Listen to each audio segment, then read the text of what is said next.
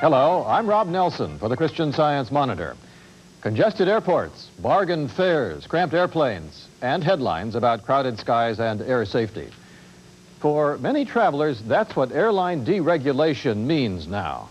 Deregulation began 8 years ago. The point was to eliminate government control over air travel. It was supposed to make for more efficient management and better service to the public at affordable prices. Well, since then, the problems have been mounting. The Federal Aviation Administration says that in 1986 it received more complaints than ever from travelers. The lifting of restrictions kicked off an industry free-for-all, with everybody scrambling for a larger share of a business that generated $40 billion last year. A lot of smaller airlines can't take that kind of competition, and the larger companies are snapping them up. To date, 9 airlines have cornered 90% of the market. They've laid on more flights and lowered prices. So travel is heavy, and airports are filled beyond capacity much of the time. Are these just growing pains, or was deregulation a mistake? David Cook reports on the controversy.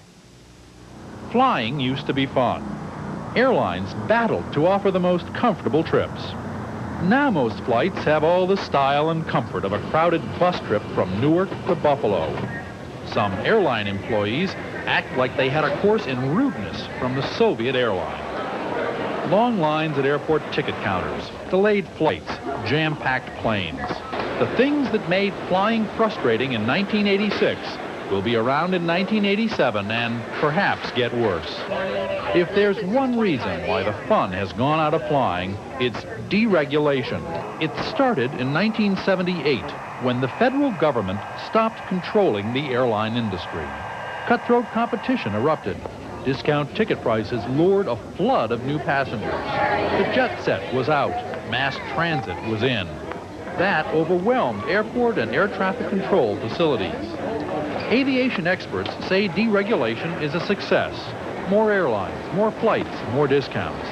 Travelers have their doubts. I think with all the mergers that things have gotten very complicated, and I think things are very overloaded right now. I don't think that they're able to handle the amount of traffic and just to meet the needs. What we have experienced on every count is that they just keep the domino effect going.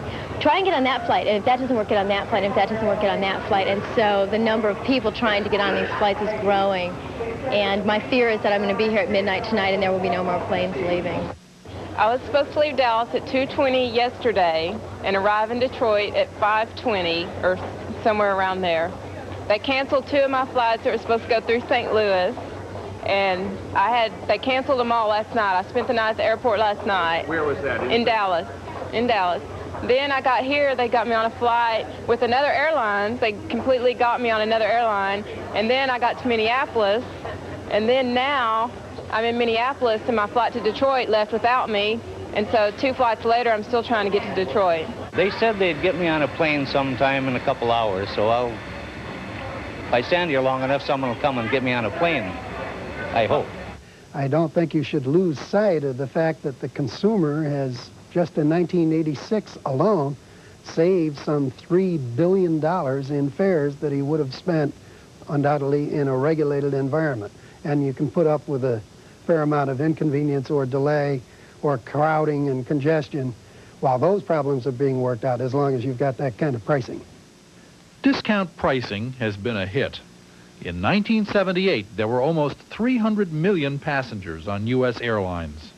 By 1986, that figure had risen to over 400 million.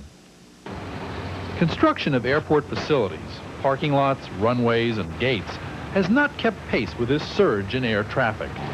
No one wants a bigger airport in his backyard. With inadequate facilities, getting into the parking lot is as tough as getting off the runway. Here at its Flow Control Center in Washington, the FAA keeps an eye on flight delays.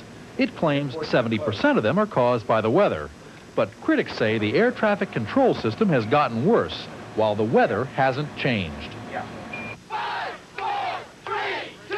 The problem started in 1981 when air traffic controllers went out on strike. I must tell those who failed to report for duty this morning, they are in violation of the law, and if they do not report for work within 48 hours, They have forfeited their jobs and will be terminated. Over 11,000 controllers refused to return and were fired. The air control system has not fully recovered.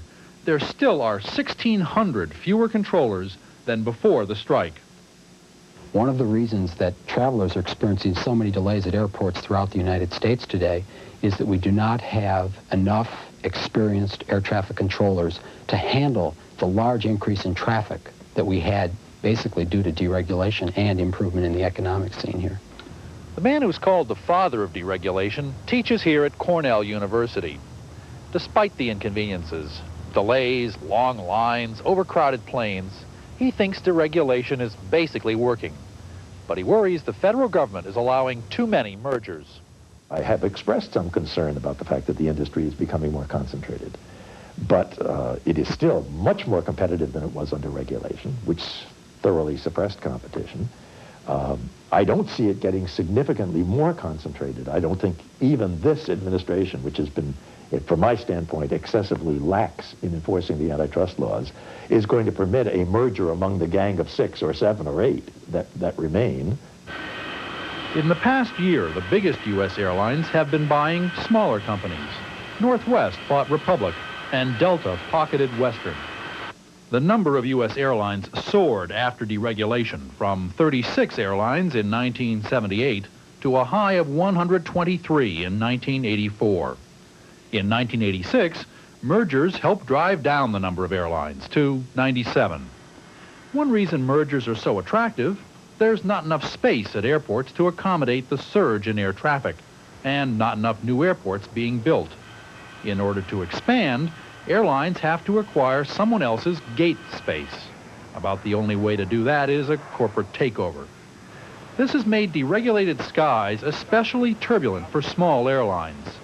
Even those that are doing well are worried about being squeezed out of business by the giants.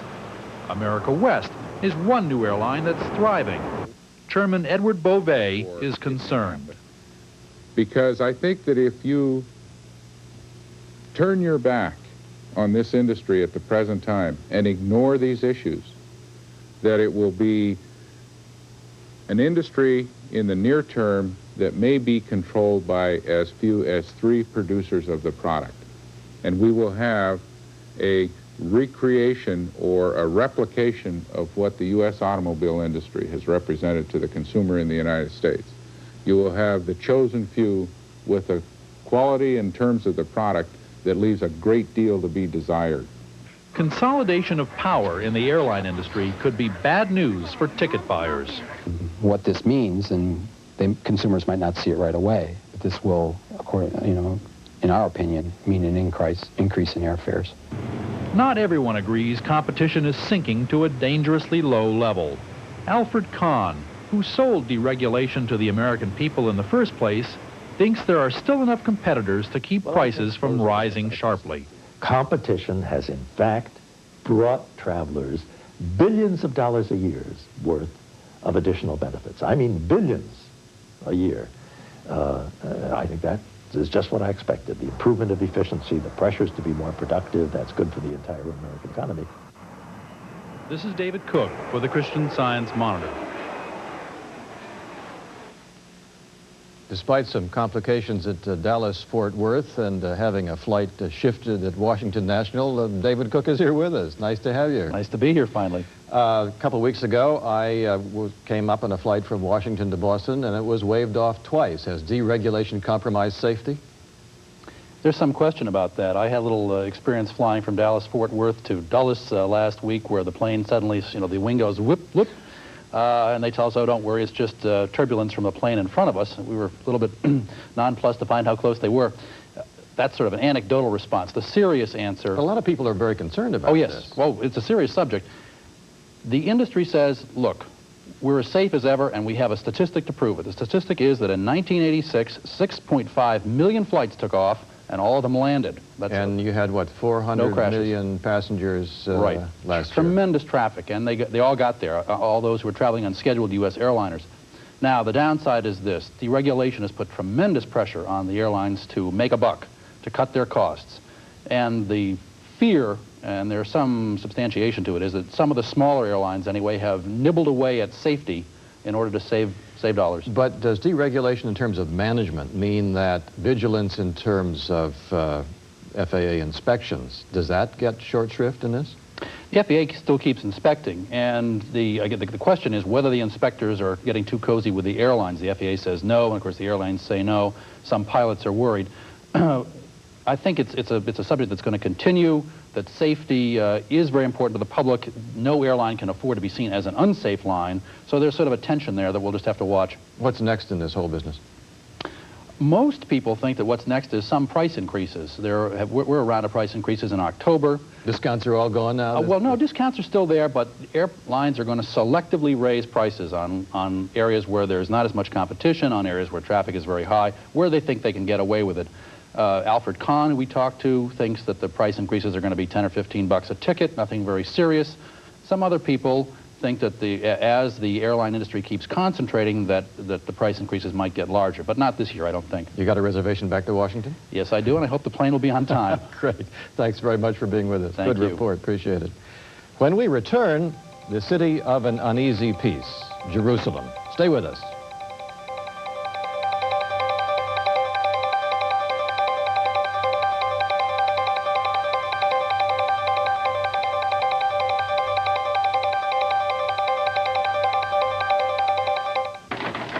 This is the international daily newspaper that's won 5 Pulitzer Prizes for news coverage.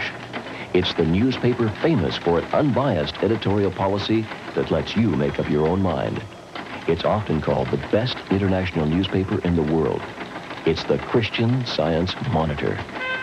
The Monitor is read daily at the White House, in both houses of Congress, and by world leaders and opinion makers everywhere. It provides valuable insight and understanding of the news for people who need the complete picture. The Monitor is famous for its honest, up-to-the-minute, exclusive stories because it reports the facts accurately and candidly, without sensationalism.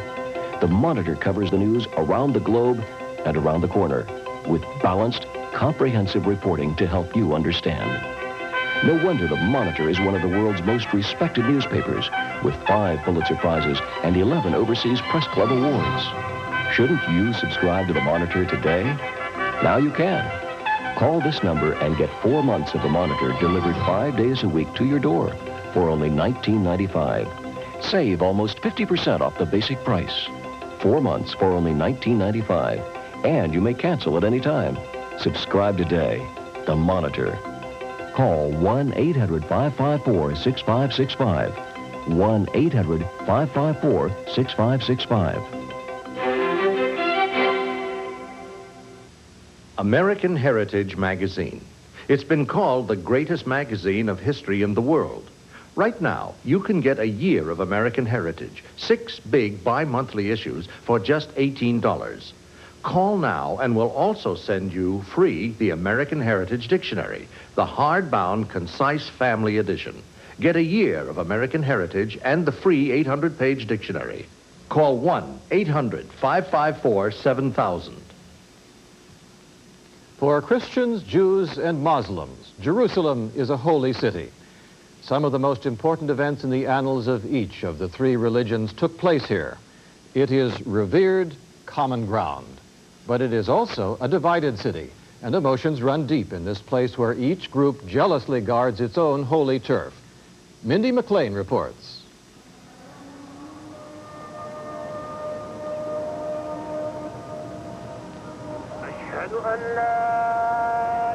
Jerusalem was founded more than 4,000 years ago. Since that time, it has been both troubled and blessed. 3 of the world's great religions, Judaism, Christianity, and Islam, claim it as a holy place.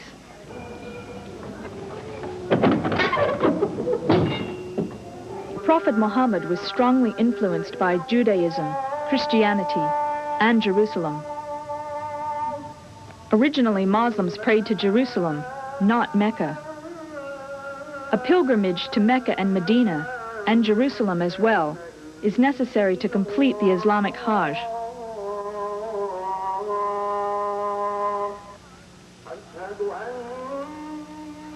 The Dome of the Rock Mosque is built over the spot where Muhammad is said to have ascended to heaven.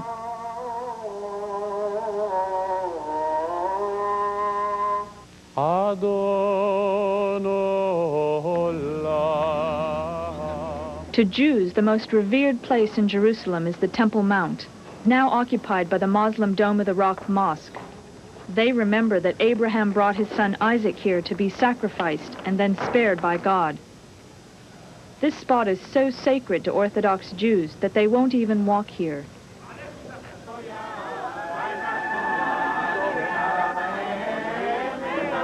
The most important place, though, for Jewish prayer and other religious ceremonies is the Western Wall. Until the Six-Day War of 1967 re-established it under Israeli control, it was called the Wailing Wall.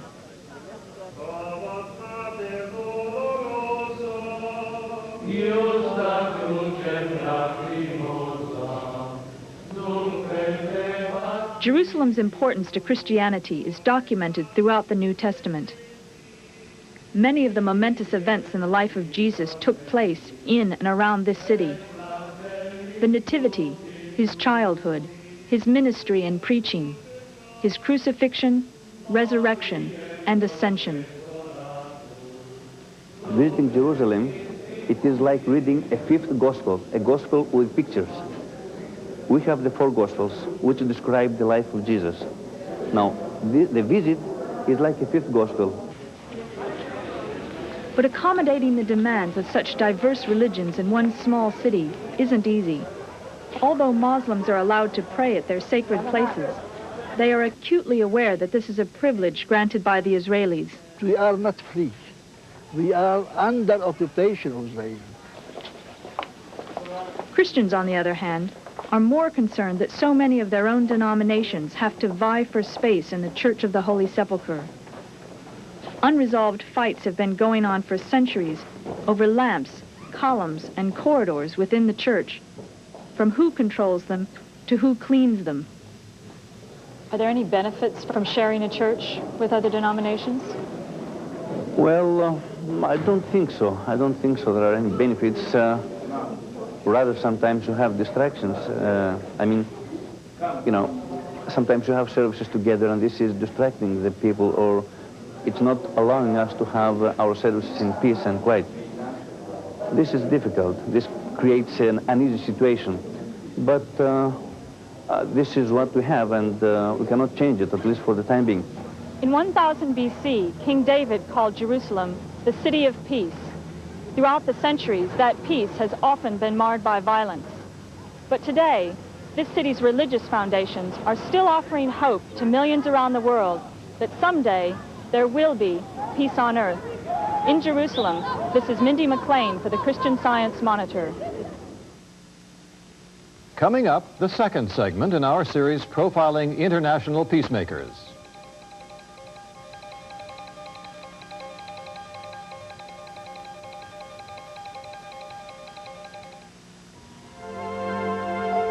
I remember my last day in the service. I packed my duffel bag. My buddies drove me to the airport. The moment I got on the plane, I was so sure I'd never wear a uniform again. Then, a couple of months ago, I changed my mind. I got a part-time job with my hometown Air National Guard unit. They needed the technical skills I'd learned in the service. I needed the extra paycheck. But I'm getting so much more. I'm working with the latest technology, getting good benefits, meeting new people, and helping my country. If those buddies of mine could see me now, they wouldn't believe it. For 2 days a month and 15 days a year, I'm back in uniform, part-time in the Air National Guard, and it feels terrific. We guard America's skies.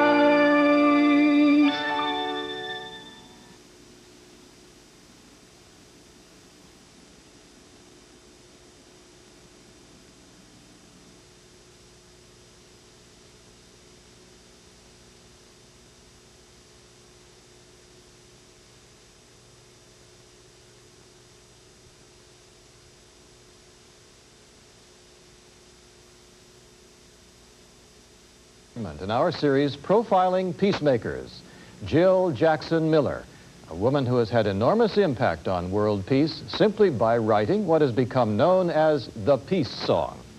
Let there be peace on earth, and let it begin with me.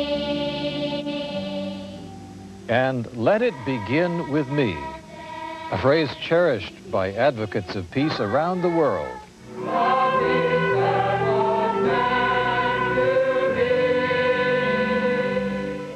On the last day of 1986, more than 50 million people worldwide gathered at the same hour in 56 cities in the United States alone, like this gathering in Kansas City. They met to join in a global rededication to peace. And the song did its work once more.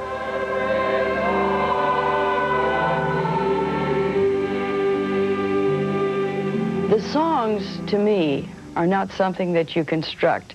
It's something that is birthed like a child. To me, the songs are like little children that have a job to do. I wrote lullabies, songs of inspiration, songs that I felt needed to have something to say. More than 85 songs were written with her husband, Cy Miller, but the peace song, written in 1955, took over their lives. 30 hours a week for 10 years, just to answer the mail. And today, letters and calls come in from agencies, TV producers, choruses, asking to use her song. I'll put it in the mail today.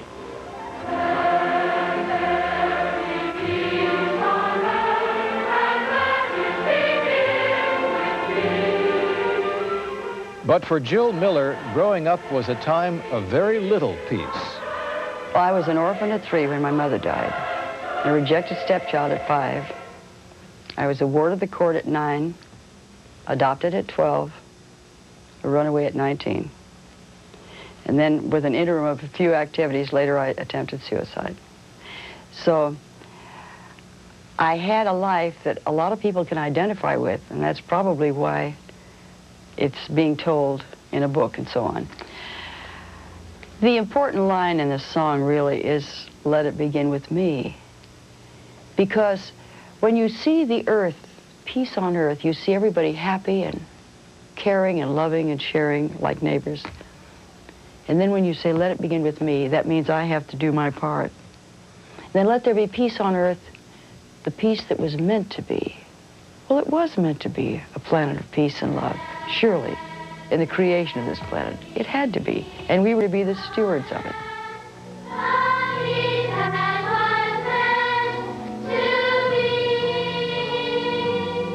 It's a good song, getting people together, making love other people, and I like to do that song. I think it brings people together, and people get our message by singing more than just talking out. Singing has proven to be more effective than talk, even in the Soviet Union, as the group Children as Teachers of Peace found out. And we went into this room, and it was like the Soviet people are on one side giving a presentation and the American people on the other side receiving it. And so we sat and listened to them, and when we really came together was when we sang that song, and we all hung hands. I mean, we all held hands and sang. Yeah. The high school chorus in Storm Lake, Iowa, learned to sing the song in Russian and made this videotape, which is now viewed daily in the Peace Conference building in Moscow.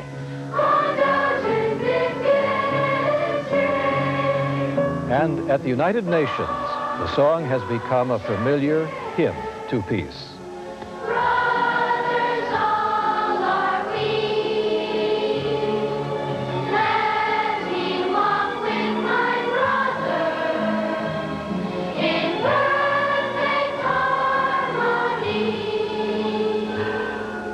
I meant to kill myself.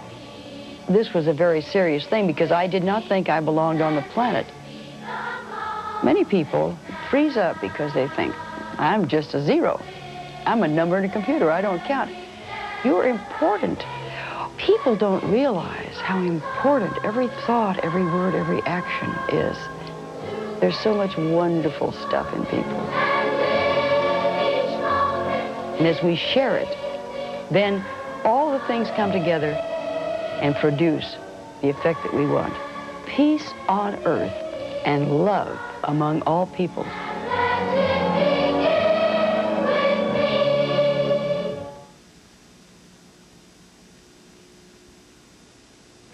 The New Yorker. It is not the ordinary person who would eagerly await a visitor such as this, who, for a few hours each week, would put aside career, hobbies, health club, and do something that is rare today. Read. The New Yorker. It begins with an insider's guide to what's happening in movies, theater, music, dance, and art. Add to that the best fiction, nonfiction, and poetry of our time, previewed in the New Yorker sometimes months in advance. And throughout it all, you get laughter. Those legendary New Yorker cartoons. Call now and get 52 weekly issues of the New Yorker for just $25.95. Save more than $50 off the $78 cover price. Also, get this New Yorker cartoon sampler book free. At a price like this, you may even want to order two. Call 1-800-372-3800. 1-800-372-3800.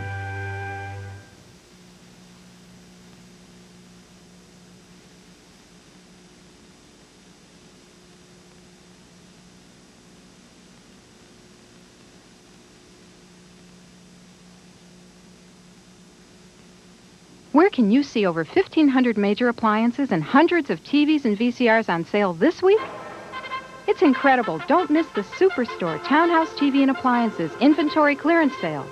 Our year ends January 31st, so every item at the Superstore is reduced. At Townhouse, get super savings on all Zenith color TVs and Zenith video recorders. Don't miss it. Sale ends January 31st. Come to the Superstore, Townhouse TV and Appliances, Milwaukee and Oakton.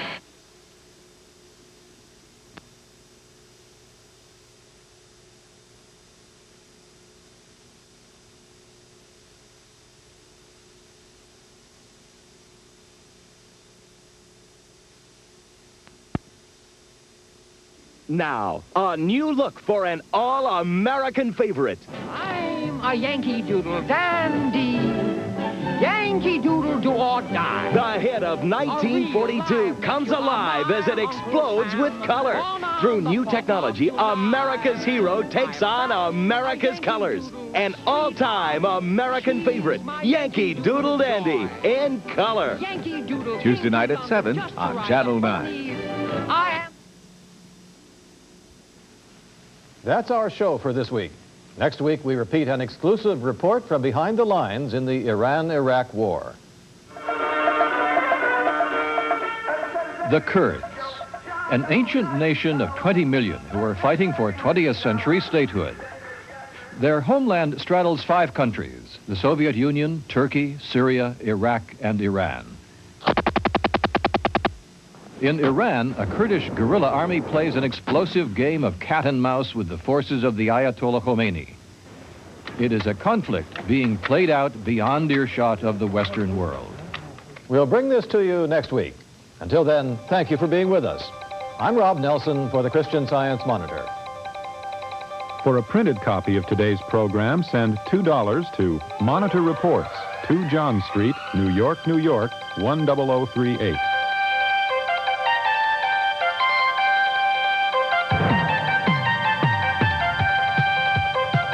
Lights, camera, color. Yeah. 2 fun-loving ghosts on topper in color. Wednesday night at 7 on Channel 9. Our son Daniel has leukemia. Right now he's in remission. Leukemia used to be fatal, but with modern medical care, Daniel has a 50-50 chance at life. Blood transfusions have been a vital part of Daniel's treatment, and thanks to United Blood Services, the blood he needed was available when he needed it. But there's only one source for blood, and that's you, the healthy donor. Without you, there wouldn't be any blood for Daniel. Help United Blood Services provide the gift of life for all the kids and grown-ups that need it. Please give blood. Someone you love may need it. To find out how and where you can donate, call United Blood Services at 751-17...